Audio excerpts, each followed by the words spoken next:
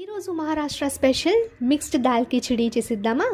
ముందుగా ఒక బౌల్లో ఒక కప్పు బియ్యం, 2 టేబుల్ స్పూన్స్ కందిపప్పు, ఎర్రపప్పు, శనగపప్పుని చక్కగా వేసుకొని వాష్ చేసేసుకొని ఇలా చూపిస్తున్న విధంగా ఒక గంట సేపు నానబెట్టి ఇప్పుడు స్టవ్ పైన కుక్కర్ పెట్టుకుని అందులో 2 టేబుల్ స్పూన్స్ ఆయిల్ని యాడ్ చేసి ఆయిల్ బాగా హిట్ అయిన తర్వాత మసాలా దినుసులు, అలాగే ఒక కప్పు సన్నగా తరిగి పెట్టుకున్న ఉల్లిపాయ ముక్కలు, పెట్టుకున్న 2 లేదా 3 పచ్చిమిర్చి, టేబుల్ స్పూన్ అల్లం వెల్లుల్లి పేస్ట్, 1/2 టేబుల్ స్పూన్ పసుపు, కారం, ధనియాల పొడి, సరిపడంత ఉప్పు, గరం మసాలాని యాడ్ చేసుకొని